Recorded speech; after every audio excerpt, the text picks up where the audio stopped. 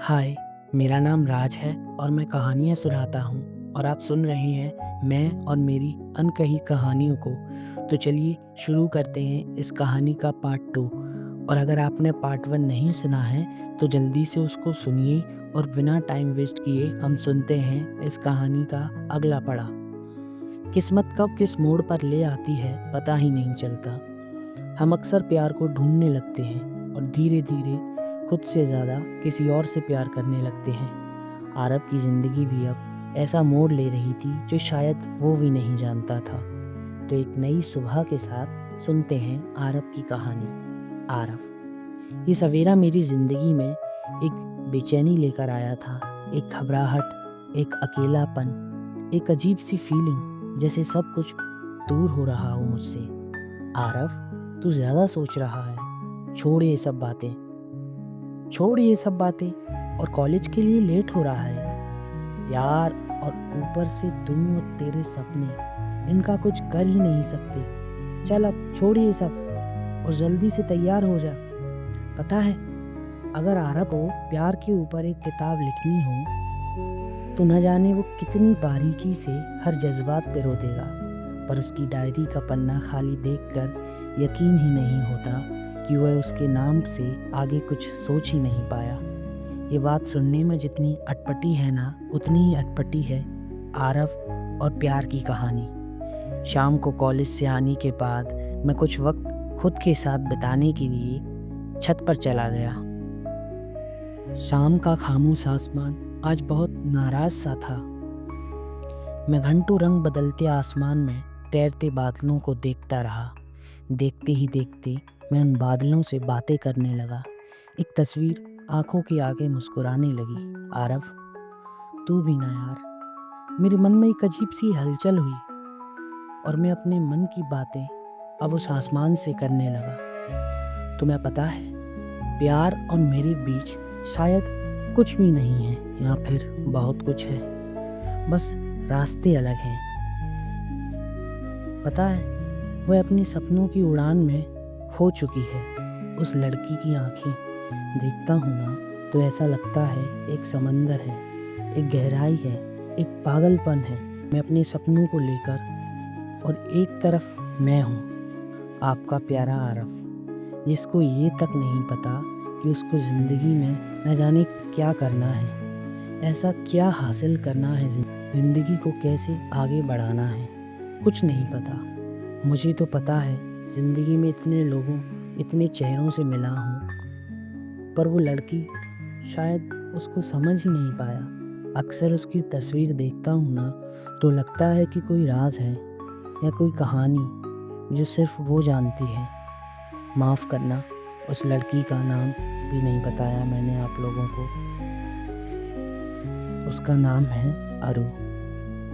अरू भी इस छोटे से शहर का हिस्सा है, पर उसकी और मेरी ज़िंदगी में ज़मीन आसमान का फ़र्क है।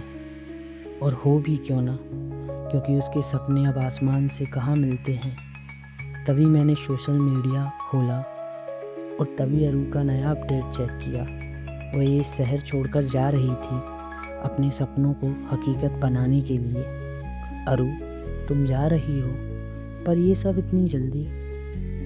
मैं कुछ समझ ही नहीं पा रहा था।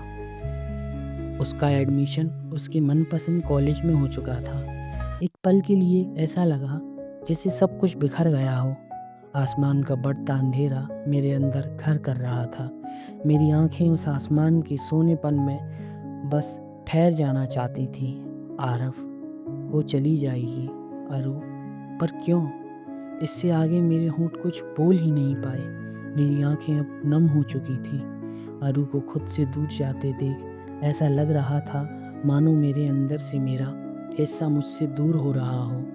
ये शहर, मेरा आसमान, मेरी कहानी, उसका क्या होगा अब? आरव, अब संभाल खुद को। पर कैसे? सोशल मीडिया बंद करके मैं अपने कमरे में चला गया और मेरी नज़र अचानक मेरी एक तस्वीर पर पड़ी। वो तस्वीर जिसमें मैंने एक रेड शर्ट पहनी हुई थी। पता है, जब मैं उससे पहली बार मिला था तब मैंने यही रेड शर्ट पहनी थी। अब खुद को यही रेड शर्ट में इमेजिन करता हूँ ना तो हंसी आती है यार मैंने पहन क्या रखा था उस वक्त।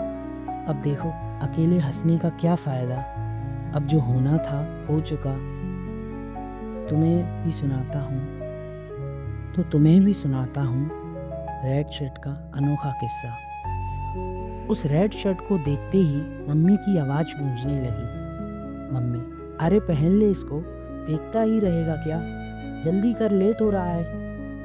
पता है सारी दुनिया एक तरफ और वो रेड शर्ट एक तरफ। अलमारी की गहराई में मैंने उसको ऐसे दबा रखी थी कि वो ढूंढने पर भी ना मिले।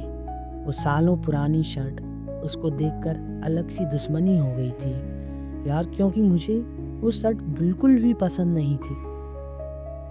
और मम्मी की डांट के आगे किसका जोर चलता है। और अब आज जब इस शर्ट को बेड पर पड़े हुए देखा ना, तो एक अलग ही सुकून, एक अलग ही खुशी महसूस हुई यार।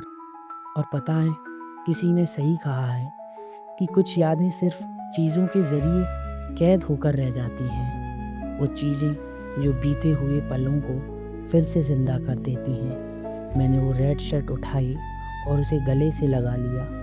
तो दोस्तों, ये था अरब की कहानी का एक हिस्सा, एक ऐसा हिस्सा जिसने उन दिनों की पूरी ज़िंदगी बदल दी। उन दोनों के रिश्ते में एक दूरी आने वाली है,